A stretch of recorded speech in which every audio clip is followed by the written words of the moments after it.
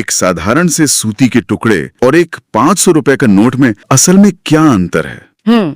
बहुत ही दिलचस्प सवाल है। मतलब दोनों ही तकनीकी रूप से तो कपास से बने हैं, राइट? लेकिन एक का इस्तेमाल शायद मशीनें साफ करने के लिए होता है और दूसरे से आप पूरा का पूरा एक अच्छा भोजन खरीद सकते हैं। बिल्कुल, और ये जो कीमत का अंतर है ना, ये कोई जादू नहीं है। हाँ, एग्जैक्टली। इसके पीछे एक बहुत बड़ा विज्ञान, एक बहुत ही कड़ा कानून और एक पूरी व्यवस्था काम कर रही है। तो आज की हमारी इस डीप डाइव चर्चा का आधार भारतीय मुद्रा प्रणाली और भारतीय रिजर्व बैंक पर आधारित एक बहुत ही व्यापक परीक्षा केंद्रित रिपोर्ट है। जी, हमारा मिशन आज ये है कि हम उस विशाल कानूनी और भौतिक बुनियादी ढांचे को डिकोड करें जो उस कपास के टुकड़े को इतना मूल्यवान बनाता है। बिल्कुल। और अगर मैं कहूँ तो ये विषय असल में भरोसे और विकास की एक निरंतर कहानी है। जब हम उस 500 रुपए के नोट को देखते हैं तो हम सिर्फ पैसे के लेन देन को नहीं देख रहे होते। तो फिर क्या देख रहे होते हैं? हम देश की संप्रभुता और उस आर्थिक स्थिरता को देख रहे होते हैं जिसे दशकों के वित्तीय और कानूनी सुधारों ने आकार दिया है। राइट। आज हमारे स्रोत में जो भी तथ्य दिए गए हैं वे, मेरा मतलब है, बैंकिंग और अन्य परीक्षाओं की दृष्टि से तो महत्वपूर्ण है ही, लेकिन वे ये भी समझाते हैं कि हमारी पूरी अर्थव्यवस्था आखिर किस नींव पर खड़ी है। तो चलिए इसे थोड़ा विस्तार से समझते हैं। सबसे पहला और शायद सबसे बेसिक सवाल यहीं से उठता है कि आखिर पैसे को पैसा कौन बनाता है? मतलब वो कौन सा तंत्र है जो इसे केवल एक मुद्रित कागज होने से रोकता है? वो तंत्र है हमारा कानूनी ढांचा, जो मुख्य रूप से दो बहुत ही मजबूत स्तंभों पर टिका है। अच्छा, वो दो स्तंभ कौन से हैं? पहला है भारतीय रिजर्व बैंक अधिनियम 1934। ये वो कानून है जो बैंक नोटों के निर्गमन, बाजार में उनकी आपूर्ति के नियंत्रण और देश में मौद्रिक स्थिरता सुनिश्चित करने का पूरा काम देखता है। ओके।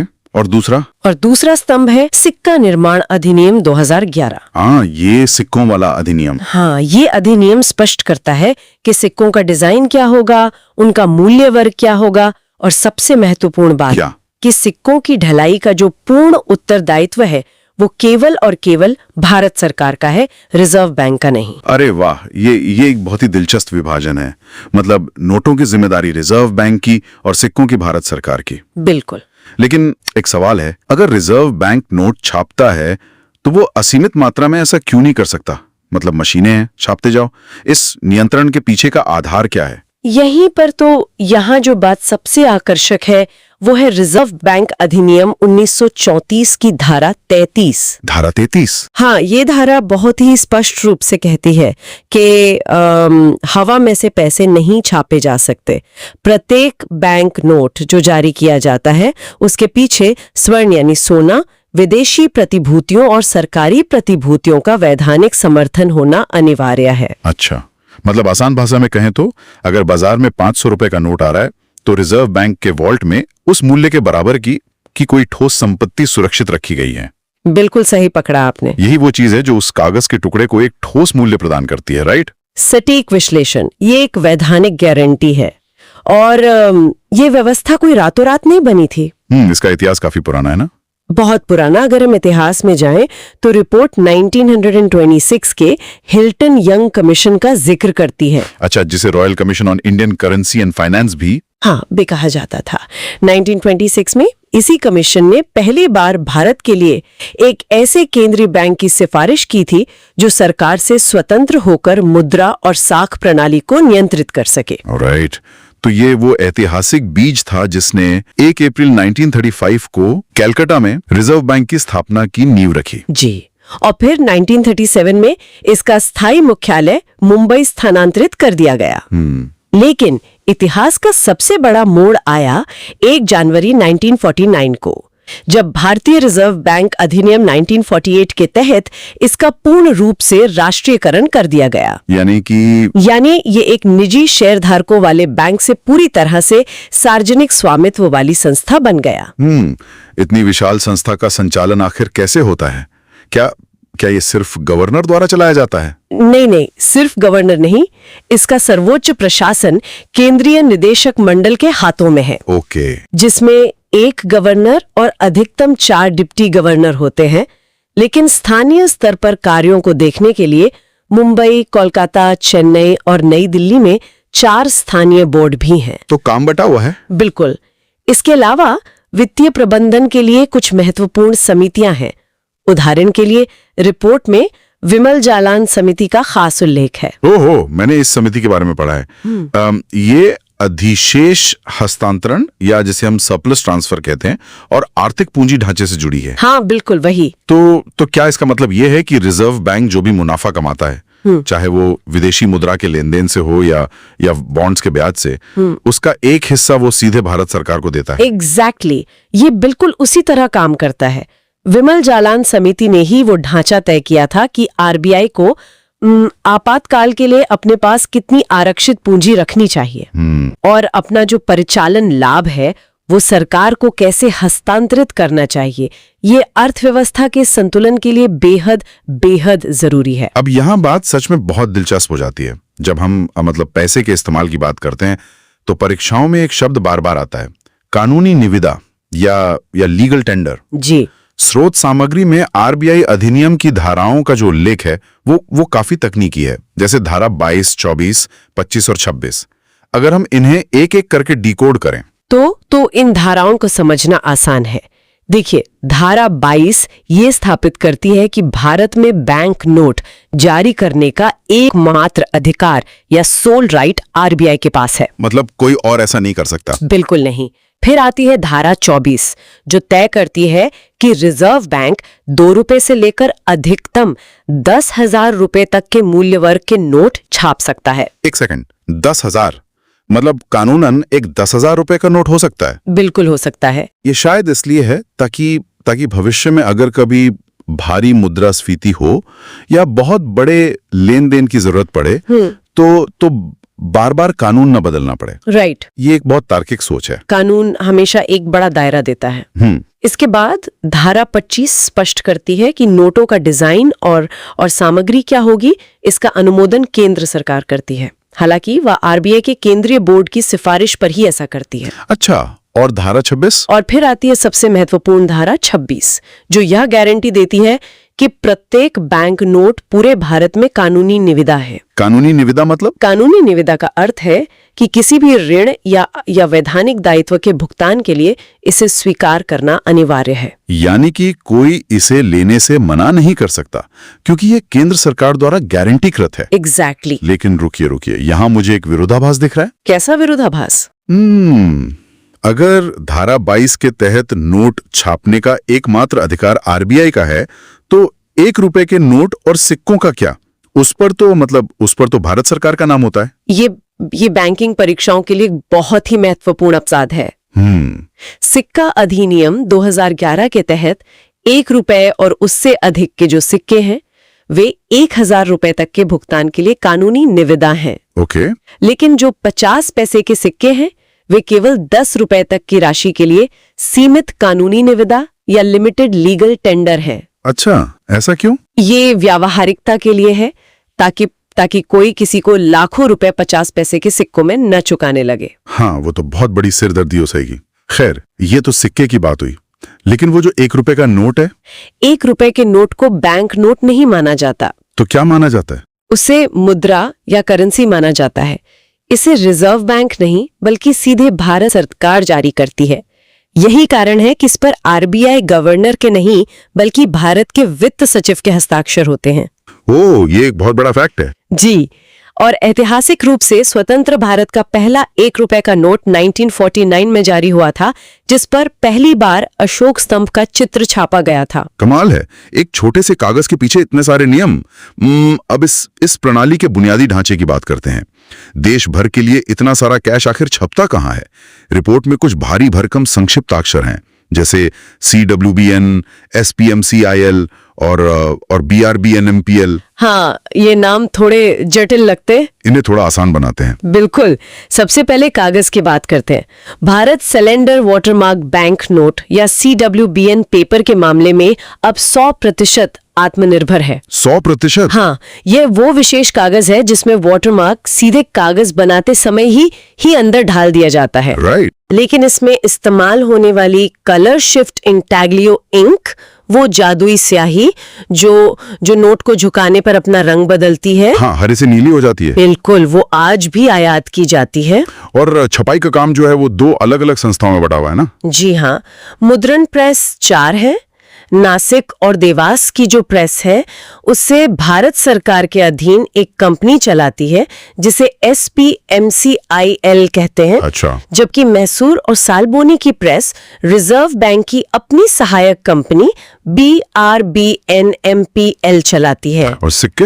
सिक्कों की ढलाई का काम भी SPMCIL करती है, जिसकी टकसालें यानी मिंट्स मुंबई, हैदराबाद, कोलकाता और नोएडा में है।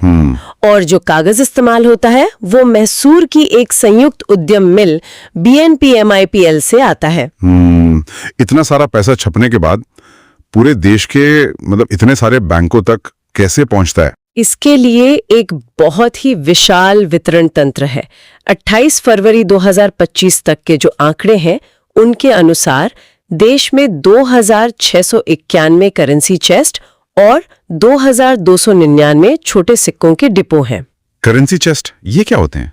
ये करेंसी चेस्ट असल में कुछ चुनिंदा बैंकों की शाखाओं में बने विशेष वॉल्ट होते हैं जो रिजर्व बैंक की ओर से पैसे का भंडारण करते हैं और वहां से छोटे बैंकों तक नकदी पहुंचाते हैं। ये तो हुई भौतिक उत्पादन की बात, लेकिन जो नोट हमारे हाथ में आता है, रिपोर्ट स्पष्ट करती है कि वो 100% कपास या कॉटन से बना होता है। जी, मैं मान रहा हूं कि ऐसा स्वच्छ नोट नीति या क्लीन नोट पॉलिसी का पालन करने और टिकाऊपन बढ़ाने के लिए किया जाता है, ताकि नोट अगर मशीन में धुल भी जाए तो जल्दी फटे नहीं। हाँ, यही इसका मुख्य कारण है।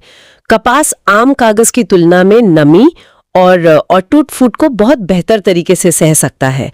इसके अलावा सुरक्षा के लिए इंटैग्लियो प्रिंटिंग का इस्तेमाल होता है। ये इंटैग्लियो क्या है? यह एक उभरी हुई छपाई होती है। अगर आप मेरा मतलब है, अगर नोट पर गांधी जी की तस्वीर या अशोक स्तंभ पर उंगली फेरी जाए तो वो खुरदरापन महसूस होता है। हाँ, बिल्कुल होता है। और ये दृष्टिबाधित लोगों के लिए भी बहुत मददगार है। मैंने देखा है कि नोटों के किनारों पर कुछ मोटी लाइनें होती हैं। जी, रिपोर्ट बताती है कि 100 रुपए के नोट पर 4 लाइनें होती हैं, 200 पर 4 लाइनें और उनके बीच 2 वृत्त होते हैं, 500 पर 5 लाइनें और 2000 के नोट पर 7 लाइनें होती हैं। एग्जैक्टली। इन्हें कोणीय ब्लीड लाइनें कहा जाता है। इसके साथ ही विशेष पहचान चिन्ह भी होते हैं, जैसे 100 रुपए पर एक उभरा हुआ त्रिभुज और 200 रुपए पर अंग्रेजी का H अक्षर। अगर हम तकनीक की बात करें तो जालसाजी रोकने के लिए 2011 से नॉन सीक्वेंशियल नंबरिंग भी शुरू की गई। इसे अगर आसान भाषा में समझें तो इसका मतलब है कि नोटों पर जो सीरियल नंबर होते हैं वे एक के बाद एक सीधे क्रम में नहीं होते। बिल्कुल। इससे किसी भी जालसाज के लिए ये अनुमान लगाना असंभव हो जाता है कि अगली सीरीज का नंबर आखिर क्या होगा। यही इसका मुख्य उद्देश्य है। इसके अलावा छपाई के दौरान अगर कोई नोट दोषपूर्ण निकलता है तो क्या उसे फेंक देते हैं? नहीं, उसकी जगह एक नया नोट डाला जाता है जिसके नंबर के बीच में एक स्टार बना होता है। इसे स्टार सीरीज कहते हैं। अच्छा, वो स्टार वाला नोट। हाँ, ये सुनिश्चित करता है कि पैकेट में नोटों की गिनती एकदम सही रहे। और डिजिटल मोर्चे पर दृष्टिबाधित लोगों की मदद के लिए रिजर्व बैंक ने money app MANI app launch किया है। ओहो, ये ऐप क्या करता है? ये ऐप नोट की तस्वीर देखकर ऑडियो के जरिए उसका मूल्य बता देता है। ये तो बहुत ही बेहतरीन तकनीक है। खैर, मोटिव्स या नोटों के पीछे छपे चित्रों की बात करें तो ये भी भारत की विविधता को दर्शाता है। बिल्कुल दर्शाता है। जैसे 10 रुपए पर कोणार्क सूर्य मंदिर है, 20 पर एलोरा की गुफाएं हैं, 50 पर हम्पी का पत्थर का रथ, 100 पर रानी की वाव, 200 पर सांची स्तूप, 500 पर लाल किला और 2000 पर मंगलयान छपा है। एक बात यहाँ स्पष्ट करना जरूरी है। क्या? रिपोर्ट में यह विशेष रूप से उल्लिखित है कि वापसी की प्रक्रिया के बावजूद 2000 रुपए का नोट अभी भी एक वैध कानूनी निविदा है। हाँ, ये एक बहुत बड़ा कंफ्यूजन रहता है लोगों में। जी, और भाषा संरचना की बात करें तो एक नोट पर कुल 17 भाषाएं होती हैं। 17 भाषाएं? हाँ, पीछे के पैनल में 15, आगे की तरफ हिंदी और पीछे की तरफ अंग्रेजी। तो ये कपास के धागे और उभरी हुई स्याही तो भौतिक सुरक्षा हो गई। लेकिन जब कोई इन सुरक्षा घेरों को तोड़कर जाली नोट बनाने की कोशिश करता है तो क्या होता है? ये हमें वादों और खतरों की ओर ले जाता है। अक्सर परीक्षाओं में एक सवाल आता है कि नोट पर जो लिखा होता है मैं धारक को अदा करने का वचन देता हूं। इसका कानूनी मतलब आखिर क्या है? जैसा कि हमने धारा 26 के बारे में बात की, ये कोई शिष्टाचार नहीं है। अच्छा, बल्कि ये रिजर्व बैंक का एक कठोर विधिक दायित्व है। जब गवर्नर ये वादा करते हैं तो वो केंद्र सरकार की गारंटी के साथ ये बाध्यता ले रहे होते हैं कि धारक को उस नोट के अंकित मूल्य के बराबर क्रय शक्ति प्रदान की जाएगी। ये अर्थव्यवस्था में विश्वास का सबसे बड़ा आधार है। बिल्कुल है। और अगर किसी वजह से वो नोट फट जाए तो? इसके लिए नोट रिफंड नियम 2009 है। वो कैसे काम करता है? 50 रुपए से अधिक के नोटों के लिए नियम ये है कि अगर अविभाजित सबसे बड़ा हिस्सा 80% से अधिक है तो पूर्ण मूल्य वापस मिलेगा। ओके।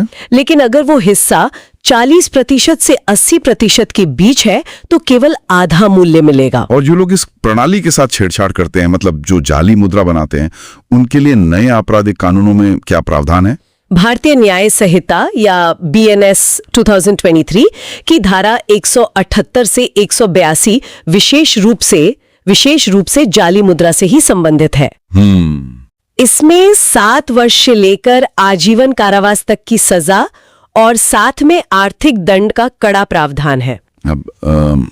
अब अर्थव्यवस्था के उस सबसे बड़े शॉक की बात करते हैं जिसने इस पूरे कानूनी निविदा के सिद्धांत को मतलब एक तरह से हिला के रख दिया था। आप विमुद्रीकरण की बात कर रहे हैं? जी हाँ, विमुद्रीकरण या डिमोनेटाइजेशन। अगर हम इसे बड़ी तस्वीर से जोड़कर देखें तो विमुद्रीकरण का अर्थ है किसी मुद्रा इकाई की वैधानिक निविदा स्थिति को रातों रात समाप्त कर देना। मतलब एक निश्चित तारीख के बाद वो कागज कानूनी पैसा नहीं रहता। एग्जैक्टली।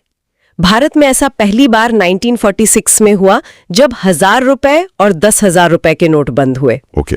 फिर 1978 में काले धन पर अंकुश लगाने के लिए 1000, 5000 और 10,000 रुपए के नोट बंद हुए। और जो सबसे हालिया था? और सबसे हालिया 8 नवंबर 2016 को हुआ जब 500 रुपए और 1000 रुपए के नोटों का विमुद्रीकरण किया गया। स्रोत सामग्री इस घटना के आर्थिक प्रभावों का जो डेटा प्रस्तुत करती है वो काफी स्पष्ट है। एक तरफ इससे अनौपचारिक अर्थव्यवस्था का औपचारिकरण हुआ। जी।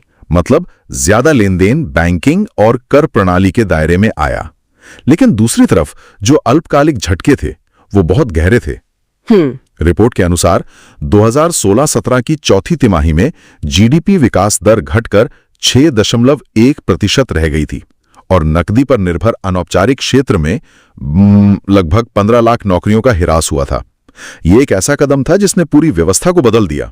तथ्य स्पष्ट रूप से दिखाते हैं कि ये एक बहुत बड़ा संरचनात्मक बदलाव था जिसके आर्थिक परिणाम दोनों ही दिशाओं में देखे गए। बिल्कुल। और शायद उसी बदलाव ने डिजिटल क्रांति को भी एक नई गति दी। जी हाँ। आज हम कैश से निकलकर लगभग हर जगह यूपीआई का इस्तेमाल कर रहे हैं। तो ऐसे में एक बड़ा सवाल ये उठता है कि रिजर्व बैंक जो ई-रुपया या ई-रुपी ला रहा है उसकी क्या जरूरत है? यूपीआई और ई-रुपया दोनों ही तो डिजिटल हैं। यह एक बहुत ही तार्किक सवाल है और इसका तुलनात्मक विश्लेषण करना बहुत जरूरी है। देखिए, यूपीआई को एक डिजिटल कुरियर की तरह समझिए। Digital courier? हाँ, ये एक भुगतान इंटरफेस है जो किसी बैंक खाते में मौजूद पारंपरिक मुद्रा को एक जगह से दूसरी जगह ले जाता है। इसमें बैंक की मध्यस्थता अनिवार्य है। और दायित्व? तकनीकी या वित्तीय दायित्व वाणिज्यिक बैंक का होता है। मतलब अगर यूपीआई लेन देन में कोई दिक्कत आती है तो जिम्मेदारी निजी या सरकारी वाणिज्यिक बैंक की होती है, रिजर्व बैंक की नहीं। बिल्कुल। तो फिर ई-रुपया इससे कैसे अलग है? ई-रुपया या CBDC यानी सेंट्रल बैंक डिजिटल करेंसी कोई कुरियर नहीं है। ये वो डिजिटल कैश है। अच्छा। यह भौतिक नकदी का ही डिजिटल स्वरूप है। जब ई-रुपए से भुगतान होता है तो यह सीधे एक वॉलेट से दूसरे वॉलेट में जाता है बिना किसी बैंक की मध्यस्थता के। और सबसे बड़ी बात, इस पर सीधा दायित्व रिजर्व बैंक का होता है। ये तो ब्लॉकचेन तकनीक की तरह लगता है। एग्जैक्टली। CBDC एक ब्लॉकचेन आधारित एक संप्रभु डिजिटल मुद्रा ही है। ये वह पारदर्शिता लाती है जो ब्लॉकचेन में होती है, लेकिन उन जोखिमों को कम करती है जो प्राइवेट क्रिप्टो करेंसी में देखे जाते हैं। क्या इसके भी अलग अलग प्रकार हैं? जी, इसके 2 प्रकार हैं। पहला CBDCW यानी होलसेल, जो बैंकों के बीच बड़े निपटान के लिए है। ओके। और दूसरा CBDCR यानी रिटेल, जो आम उपयोग के लिए है। मार्च 2025 तक के जो आंकड़े हैं उनके अनुसार कुल 1016 करोड़ रुपए का ई-रुपया प्रचलन में है। 1016 करोड़? हाँ, जिसमें सर्वाधिक हिस्सा 500 रुपए के मूल्य वर्ग का है, जो करीब 857 करोड़ रुपए है। इसके पीछे के लाभ भी बहुत स्पष्ट दिखते हैं। सीमा पार भुगतान में जो भारी समय और लागत लगती है वो बचेगी। बिल्कुल बचेगी। और भौतिक मुद्रा छापने, उसे सुरक्षित रखने और जैसा कि आपने बताया 2600 से ज्यादा करेंसी चेस्ट के माध्यम से बांटने की जो भारी भरकम प्रबंधन लागत है वो डिजिटल मुद्रा के साथ लगभग शून्य हो जाएगी। पूरी चर्चा को समेटें तो 1934 के वैधानिक आधार से लेकर आज के ब्लॉकचेन भविष्य तक भारतीय मुद्रा प्रणाली की यात्रा बहुत ही असाधारण रही है। ये एक भौतिक संप्रभु उपकरण से लेकर एक डिजिटल सीमा रहित संपत्ति बनने तक विकसित हुई है। ये केवल मुद्रा का विकास नहीं है तो क्या है? ये अर्थव्यवस्था में विश्वास बनाए रखने के तरीकों का विकास है। बहुत ही गहरी बात कही आपने। स्रोत सामग्री का अंतिम संदेश भी बिल्कुल सटीक बैठता है। तथ्यों पर पकड़, संकल्पना में स्पष्टता, आपकी सफलता का मार्ग। जी, ये समझना कि हमारी अर्थव्यवस्था किस तरह काम करती है न केवल परीक्षाओं के लिए जरूरी है, बल्कि ये आम जीवन में एक आर्थिक जागरूकता भी लाता है। बिल्कुल सही। आज की चर्चा के अंत में एक बड़ा सवाल ही उठता है। उस कागज के टुकड़े के बारे में सोचिए जिससे हमने शुरुआत की थी। जब ई-रुपया पूरी तरह से आम हो जाएगा और मुद्रण लागत शून्य हो जाएगी, तो क्या भविष्य की पीढ़ियों के लिए भौतिक नोट, उनके सूती धागे और वो जो उभरी हुई छपाई है, क्या वो केवल संग्रहालय की वस्तुएं बनकर रह जाएंगी? सोचने वाली बात है। क्या एक दिन ऐसा आएगा जब रिजर्व बैंक गवर्नर का वो वादा आई प्रॉमिस टू पे किसी कागज पर स्याही से नहीं बल्कि सिर्फ एक अदृश्य डिजिटल कोड के रूप में दर्ज होगा? इस पर विचार जरूर कीजिएगा। हमारे साथ इस डीप डाइव चर्चा में शामिल होने के लिए बहुत बहुत धन्यवाद।